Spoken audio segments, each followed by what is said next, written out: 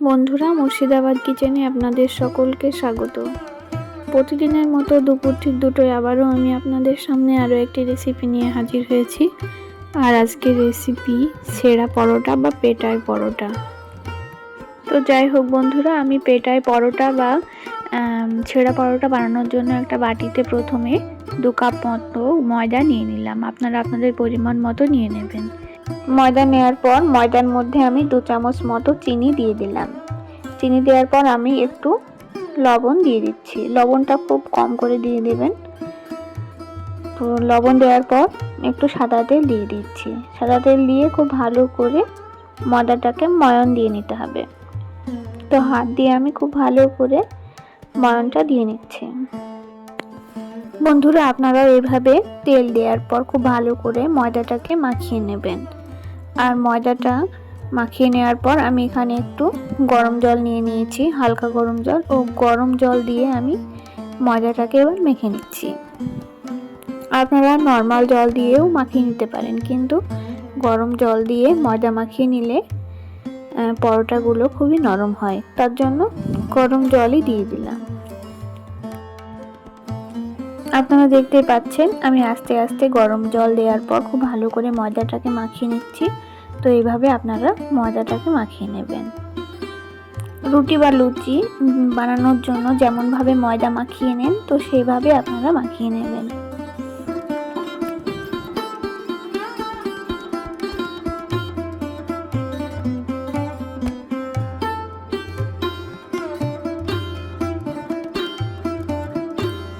তো ময়দাটাকে আমি খুব ভালো করে মেখে নিয়েছি। তারপর একটা ঢাকনা দিয়ে কিছুক্ষণ ঢেকে রাখবো। খুব বেশি সময় ধরে আমি ঢাকনা দিয়ে ঢেকে রাখিনি, আমি 15 মিনিট মতো রেখেছিলাম। তো 15 মিনিট পর আমি ময়দাটাকে আবারও হাত দিয়ে মাখিয়ে নিচ্ছি। এবার আমি ময়দাগুলোকে ছোট ছোট লেচি আকারে কেটে নেব। তো আপনারা এভাবে প্রথমে লেচিগুলো কেটে নেবেন। আর লেচিগুলো কেটে নিলে পরোটাগুলো বানাতে খুবই সুবিধা হয়। তো তার জন্য আমি লেচিগুলো প্রথমে কেটে নিচ্ছি।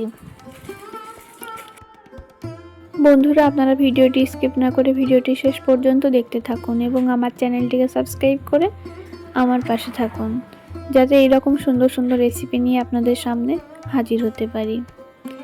এবার আমি লেচিগুলোকে একটু তেল মাখিয়ে নিচ্ছি। আর তেল মাখিয়ে নেওয়ার পর একটা বেলুন দিয়ে খুব ভালো করে বেলে নিচ্ছি।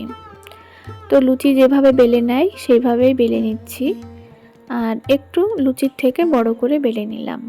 বেলে নেওয়ার পর উপর দিয়ে একটু তেল ছড়িয়ে দিলাম। আর তেল ছড়িয়ে দেওয়ার পর উপর দিয়ে একটু শুকনো ময়দা দিয়ে দিলাম। তারপর একটা ছুরি নিয়ে নিয়েছি, ছুরি দিয়ে এইভাবে মিডিল দিয়ে কেটে নিয়ে আরও একটা লেচি বানিয়ে নিলাম। লেচি বানিয়ে নেওয়ার পর আবারও বেলুন দিয়ে খুব ভালো করে বেলে নিতে হবে। তো পরোটাটা আপনারা বড় করেও বেলে নিতে পারেন, তো আমি এখানে ছোট ছোট করেই বেলে নিচ্ছি। বন্ধুরা, আপনারা তো অনেক রকম লুচি বা পরোটা বাড়িতে বানিয়ে খেয়েছেন। তো এই রকম ভাবে একদিন বাড়িতে ছেঁড়া পরোটা বা পেটার পরোটা বানিয়ে খাবেন। আর খেতে কেমন হয়েছে অবশ্যই কমেন্টে জানাবেন। আমরা হোটেলে কিংবা রেস্টুরেন্টে এইরকম পেটাই পরোটা খেয়ে থাকি, কিন্তু বাড়িতে কখনো বানিয়ে দেখিনি। তো তার জন্য আজকে আমি পেটাই পরোটা রেসিপি নিয়ে আপনাদের সামনে চলে এসেছি। তো আরও একটা পরোটা আমি আপনাদের সামনে বেলে দেখাচ্ছি। তো আবারও আমি আরও একটা লেচি নিয়ে নিয়েছি। লেচিটা আমি তেল দিয়ে খুব ভালো করে এভাবে বেলে নিচ্ছি। আর বেলে নেওয়ার পর আবারও আমি পরোটার উপরে একটু তেল দিয়ে দেব। তেল দেওয়ার পর আবারও ময়দা দিয়ে দেব। তারপর মিডিল দিয়ে ছুরি দিয়ে কেটে নিয়ে আরও একটা লেচি বানিয়ে নিয়ে আবারও পরোটাটাকে বেলে নিতে হবে। তো এইভাবে আপনারা বানিয়ে নেবেন।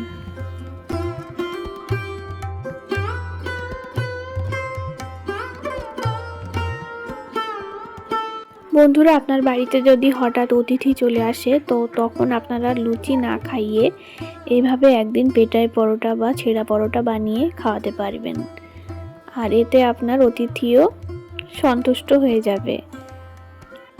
আর আপনার হাতে পেটাই পরোটাটা যে প্রথমবার খাবে সে বারবার খেতে চাইবে।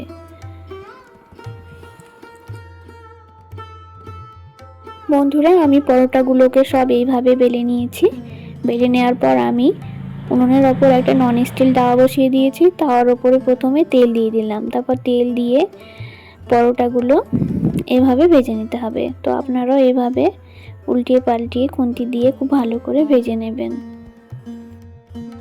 বন্ধুরা, আপনারা হয়তো অনেকেই ভাবতে পারেন যে ছোট করে পেটাই পরোটা বানানো হচ্ছে, তো আমি যেহেতু বাড়িতে বানাচ্ছি তার জন্য ছোট করেই বানিয়ে নিচ্ছি।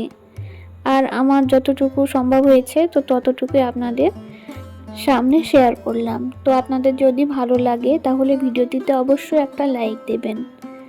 আর আপনাদের একটা লাইক ভিডিওটিকে অনেক দূর এগিয়ে নিয়ে যেতে সাহায্য করবে। তো আপনারা দেখতে পাচ্ছেন আমি পরোটাগুলোকে খুব ভালো করে এইভাবে ভেজে নিয়েছি। তো এইভাবে আপনারা পরপর পরোটাগুলোকে ভেজে নেবেন। এবার পরোটাগুলো ভেজে নেওয়ার পর গরম অবস্থায় পরোটাগুলোকে আমি ছিঁড়ে ছিঁড়ে দিচ্ছি। তো এইভাবে আপনারা পরোটাগুলো হাত দিয়ে ছিঁড়ে ছিঁড়ে দেবেন। আর যেহেতু পরোটাটার নাম হয়েছে পেটাই পরোটা বা ছেঁড়া পরোটা, তার জন্য এভাবে ছিঁড়ে দিলাম।